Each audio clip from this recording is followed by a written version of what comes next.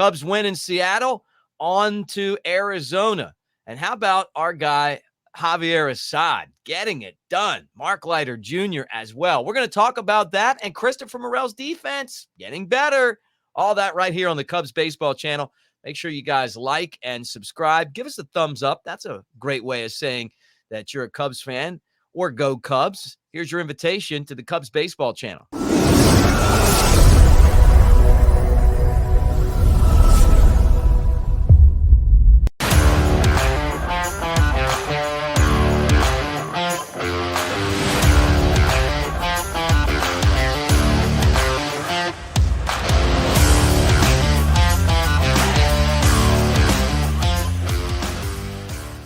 There he is, my man, Anthony, back in the house again. Great to have you guys on the Cubs Baseball Channel. Mick over here as we talk the Cubs. Even got your Twitter handle on there so everyone can follow you and talk some baseball. Cubs winners yesterday. I feel like this team's starting to figure some things out. Great series victory against the Mariners. The road trip right now is 50-50, right? 3 up, 3 down with 3 against the Diamondbacks, and boy, do we owe them. But let's talk about Michael Busch. Wow. 4 straight games with a home run for the Cubs. Yeah, he was huge. He had a great series, and he's a big reason the Cubs end up winning that series. And I know we talked early in the season saying Seiya Suzuki was putting his name in the MVP ring. I think Michael Busch might have just put his name in the MVP ring, and if not the MVP, definitely in the Rookie of the Year conversation. And I know it's April before everybody starts saying there's a long way to go, and there's a guy in the Dodgers named Yamamoto. I know that, but he's having a great series. 4 home runs in 4 games against Seattle, and then the one against San Diego to close out that series. And you look at the Cubs offense, Ian Happ, Cody Bellinger, and Christopher Morel combined to be like 1 for 35 against Seattle. The Cubs won this series because Michael Busch kept hitting. Big home run yesterday, put the Cubs in the lead once and for all. He's been everything and more that they've gotten off the Dodgers. And I know he said they're a really savvy organization. They rarely make mistakes, but I think they might be missing this guy. Yeah, I kind of feel the same way too. But don't forget Shota Imanaga in that Rookie of the Year Absolutely contest, and then Seiya Suzuki for MVP. But I love the fact that we're talking about what Michael Busch is bringing to this Cubs lineup. And this isn't a surprise to people who knew him. And I'm not saying I was one, because I didn't, but I'm telling you, people were sliding in the comments section before this trade was even talked about and saying, hey, the Cubs need to sign this guy. The Dodgers don't have room for him. You know, they went out and spent money on big time guys, and he just didn't have a place on that team. But he hit 323 last year in the Pacific Coast League, and he had 26 doubles, 4 triples, 27 home runs, 90 knocked in, and he just dominated, right? His natural position seems to be first base. He's held his own over there. He's getting better defensively every game. He's not a liability by no means, but this bat and his place in the lineup, I mean, he's someone that you have to pay attention to. We didn't know at the beginning of the season what the corners were going to look like. I mean, we knew that it was probably going to be Michael Busch, and then the Cubs said, hey, it's going to be Michael Busch. And we knew that Christopher Morel was probably going to play third. And then the Cubs are like, yeah, we're going to play him at third. And Craig Counsell has done such an incredible job of easing these guys into playing in the major leagues, whether it's Morel playing third base and kind of switching him out where he's playing. And then, you know, we've seen obviously Madrigal kind of slide over and play defense late in games. And then with Busch, it's like the same thing. Like, hey, instead of making it where it's you're almost mentally screwed, you know, trying to like get in the lineup and have success like it was last year with the rookies. Ben Brown's another great example. Counsell just has this ability to ease these guys in and make them feel like they belong. And then Michael Busch, man, he has just risen to the occasion. It reminds me of like young Don Mattingly. I mean, just all these home runs, and they're big home runs. They don't win without the home run on Sunday on the road in a place where no one can. Seattle's whole team can't hit there. And then all of a sudden, here comes Michael Busch. So I'm with you. Look, the fact that we're talking about him and what he's doing is historic. It's so historic that since 1901, what is it, Anthony's like, there's the list of Cubs that have been rookies Yeah. that hit 4 straight home runs. Yeah, here's a list of rookies that have hit a home run in 4 straight games for the Cubs since 1901. Michael Busch, that's the whole list. Like, There you it's go. pretty impressive. If he's in elite company because he has no company. That's how impressive what he's doing is. And you mentioned Counsell. Before I get into that, I just think the thing about Busch that has been so impressive is that he has never looked overmatched or out of place at the field, in the lineup, at the plate, no matter what. He just looks like he belongs. And I think a big part of that is Craig Counsell and what he's been able to do. There's a little bit of a 2015, 2016 Joe Madden vibe where it feels like everything he's doing is the right call. Like Travis Wood going out to play left field. Like, who would do that? But it Yeah. worked. You know, Hey, that's let's appeal the play at first base. We win, you know? yeah, right. Exactly. And that's the type of stuff. But it's way more broken down than that. And it's so meticulous with Counsell. It's such a plan. It's easing Morel into it, makes a few good plays, build his confidence up, but don't leave him out there for the 8th and 9th if you have Magical that can get the job done. Busch, if you're facing a tough lefty, you know, maybe Garrett Cooper gets a start and Garrett Cooper hits a 3-run homer and a triple and all that. So he's nailing the lineup. I was a little bit worried about the bullpen for a while, but they had a great afternoon on Sunday and right behind Javier Assad, who has been a godsend to that rotation. Yeah, I want to talk about the bullpen, but let's go to Assad. I think if the Cubs would have just left Marcus Stroman on the IL last year and let Assad continue to start, they would have won the 2 games it would have taken to get to the postseason. You know, we keep saying it was 1 game, but they lost the tiebreakers. So they were going to have to win 2 games to be in the playoffs Right. here. And I felt like he was the guy that could have gotten them there. Yeah, I get it. You know, sometimes he'll hang a slider. He did to Polanco, who hit it out of the park, right? But he always has you in position to win the games, right? And honestly, like I feel like he's still getting stretched out this season, and he looked a little tired in his the 6th inning on Sunday. But all in all, this guy, I think he belongs in the starting rotation. I mean, you just have a chance to win every time he's out there. He wasn't a prospect. He's not a guy that anyone was even talking about. He just kept going up the ladder, up the ladder, up the ladder with success. And then an emergency, hey, let's give the guy a shot. And then when he got a shot, he is taking advantage of it. And he did it again on Sunday. Every time his name is called, I'm comfortable with it. I think that he's a guy that is going to go out there and put you in a position to get a W. Absolutely. And he's done it time and time again. Like, this isn't a new thing. He's been doing it since he started in the big leagues. The thing with Assad that impresses me so much is that it doesn't look pretty and it's always quiet, but there you are in the 6th inning and you're up. Like, it just happens every game. Like, that's just how it goes. Unfortunately, his last start was the one the Cubs blew, 8-0 lead. He gives up the home run, 8-2. They take him out, and the rest is history. But I like Assad. The thing that worries me, and it's almost me playing devil's advocate to your point, he has been so good in the bullpen that once Steele and Tyone come back, why wouldn't you just be like, oh, he could have success there and put him there? But if he's giving you 6 innings reliably, and Ben Brown is giving you 5-6 innings, and Jordan Wicks is giving you 5-6 innings, what do you do? Like, the only thing that makes sense is either send Ben Brown down or put a Javi in the bullpen, because unless, of course, and this is what nobody wants, you move on from Kyle Hendricks. But this is assuming that in a month he figures things out, and cross our fingers, hopefully he does.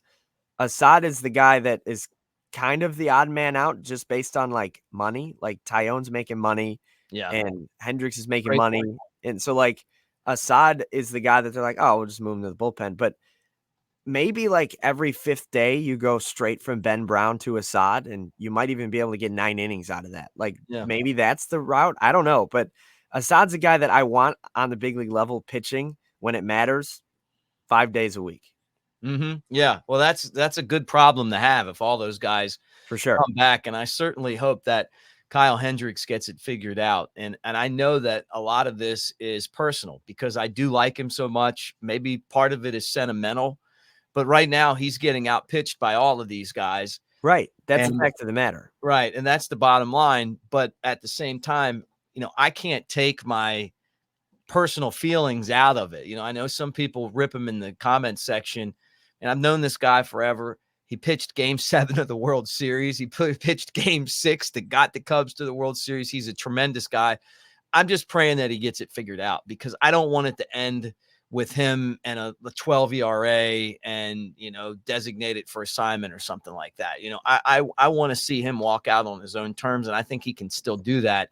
But right now, Javier Assad belongs in the rotation because he gives you the better chance to win. And I know that the Cubs probably see it that way as well. Brilliant again. So let's kind of reverse now and talk about the bullpen, right? Because you brought it up. Mark Leiter Jr., and I know Al Leiter, that's his uncle, the Leiter brothers. So I've almost called him Al many times, and it's because of my baseball collecting cards where I would have like both Leiter brothers. But Mark Leiter Jr. has been fantastic. And I'm going to say that the bullpen to me hasn't been great. They've been okay. In some spots they have been, but I'm worried when Almonte's out there. Neris was lucky to get out of a jam walking the bases loaded. Now, I will say this. Alzolay, you know what, man? A couple good saves for him. Maybe he's starting to kind of turn that corner again. Sunday was a big one. But Mark Leiter Jr. has been money. God, he's been so good. Yeah, the thing with Mark Leiter Jr. and Julian Merriweather was that way too before he got hurt, is those were the two guys that in any situation I wanted them to have the ball. And Alzolay was like that at the last year as well.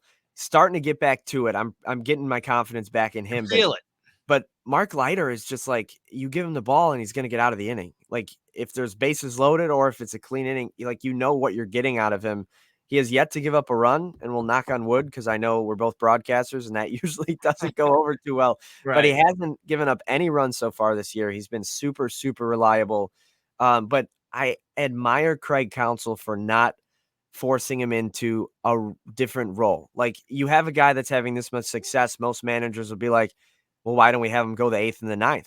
No, keep him in the 7th. He's dominating the 7th. You know that you have the 7th covered with Mark Leiter Jr. Figure out the rest. But Mark Leiter Jr. is going to give you a perfect 7th inning. Yeah, yeah. Look, I enjoy when Joe Girardi's on Marquee. He's one of my favorite people that they have on there. And he was talking about Assad, and he was like, hey, I want to see Assad get through the 6th and then to the 7th, right? And it's a problem that not just with the Cubs, but around baseball where they don't want these guys, they take them out after 5 or take them out after 6. It would be so much better if you take him out with the lead after 7, where then you could put Mark Leiter Jr. in and then follow him up with Adbert Alzolay in games like Sunday's game, right? I'm still waiting for Neris to be more consistent with the strikes. Maybe the double play will get him going because it looked like he was going to cough the lead up. Mm-hmm. Almonte's kind of on the same level to me as a little bit better than Quas. He's been sharp a few outings in a row, though. And that's a good thing. Better you can build off of him. But I'm just saying, like, I kind of feel like that same, like I'm nervous. Yeah. He comes out and he's good. And then all of a sudden he can't throw strikes. It's like, I want guys that can come in and throw more strikes, but the Cubs, they brought him in a trade. They signed Neris to be one of those high leverage pitchers. I think Neris just has to kind of get back on a roll like he had last year, but Mark Leiter Jr. he's been awesome. And the Cubs are going to need more than just, like last year, it was like the same 4 guys every time it was a close game.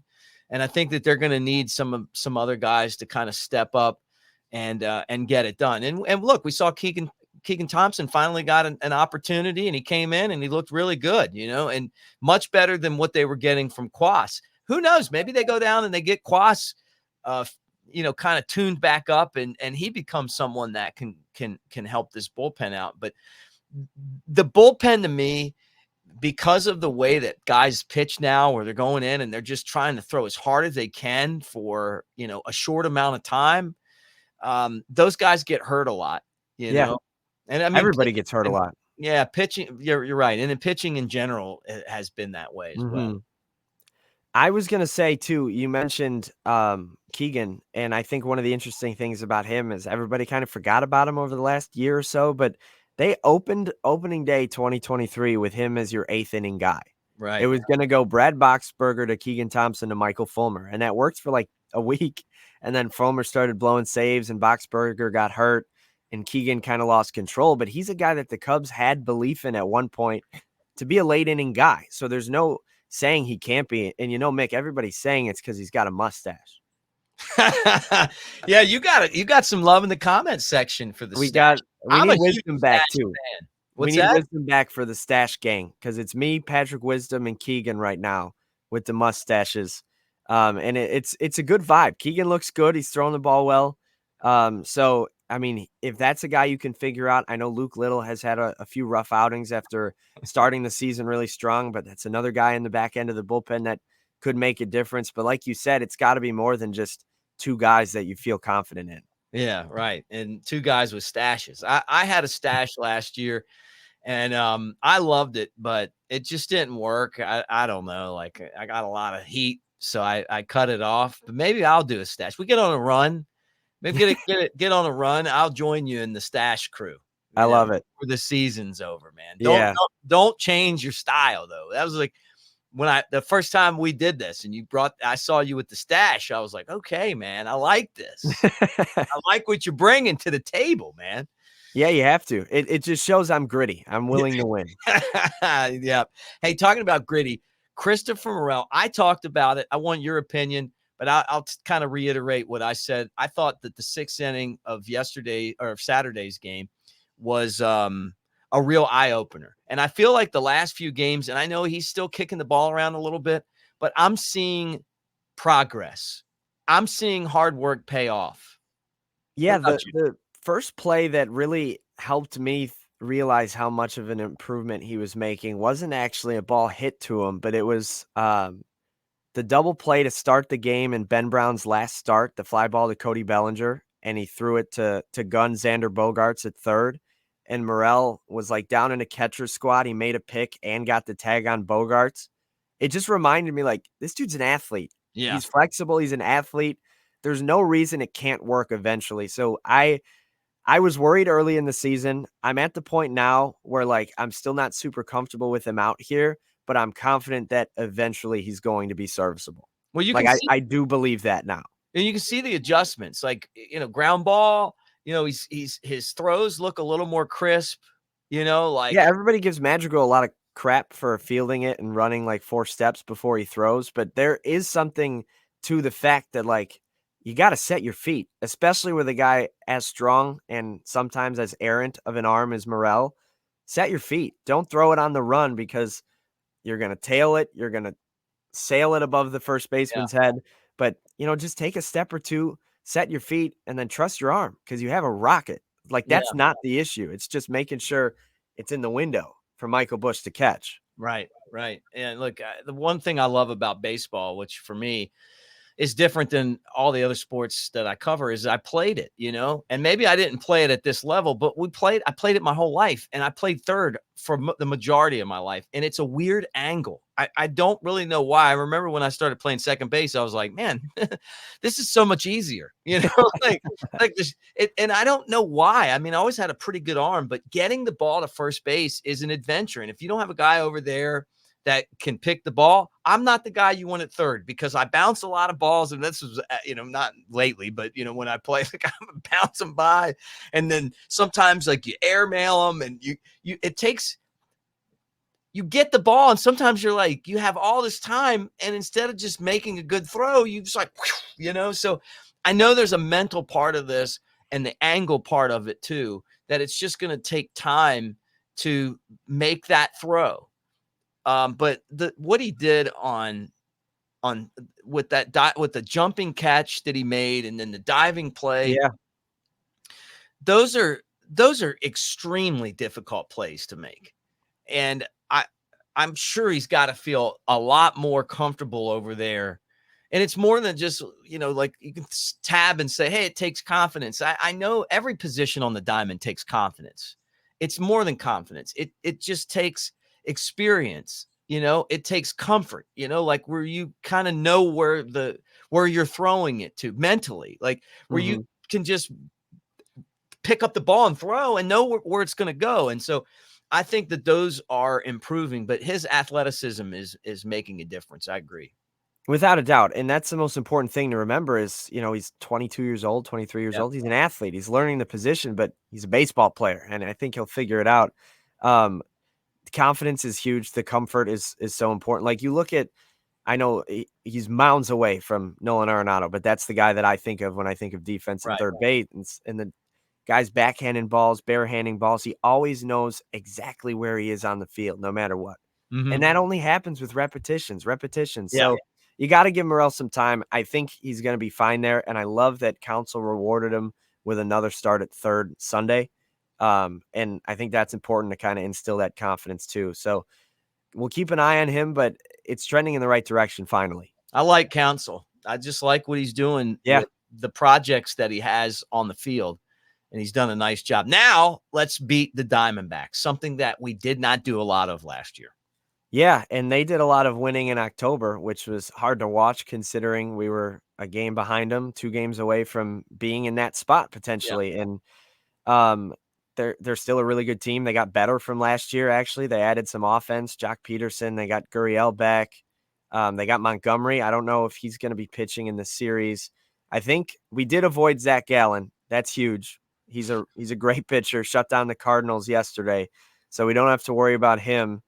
But that Diamondbacks team is good they went to the World Series for a reason, and they kept most of the team together, and actually some of the areas are better. And it's a tough place to play. Hitters friendly. Cubs have always had some weird games out there. I know. It always just seems like bad stuff happens in Arizona. Like the first thing that comes to mind always is the Schwarber injury, first week of the season in 2016. But I always feel like things get weird there. They have the roof open, roof closed, the weird wall dimensions in the outfield at Chase Field. But Cubs we said 3-3 against the Mariners and the Diamondbacks we'd feel good about. They won the series against the Mariners. Technically, to make us happy, they only need to win one of these 3. But with these pitching matchups, I think you can go win the series. Yeah. Well, you talk about Diamondback series. To me, it goes back to, I think, 2008 or 2007. One of those years we got into the playoffs and just I can still see Alfonso Soriano striking out all the time, and like, and losing to them. And I'm like, we're losing to these guys. We had such a good team that year. So I'm with you on them being like kind of like a Marlins type thorn in our side. But you know what? New manager, new season. And I'm excited about this as well. Yeah. Look, if you win one, we said that would be a successful trip. You win 2, and it's better than successful, right? So if you win that first one, then all of a sudden you got 2 games playing with house money as far Then as you get greedy, yeah. So it's Ben Brown tonight against Merrill Kelly. Merrill Kelly's a great pitcher. He was one of the best that Team USA had in the World Baseball Classic. He gets kind of underappreciated because Zach Gallen's on the team, and Zach Gallen's great, but Merrill Kelly's really solid, and he's going up against Ben Brown, the rookie. So this is probably your tough pitching matchup. I know as you go deeper into the series, Hendricks is going up against Tommy Henry, 2 guys with pretty high ERAs at the moment.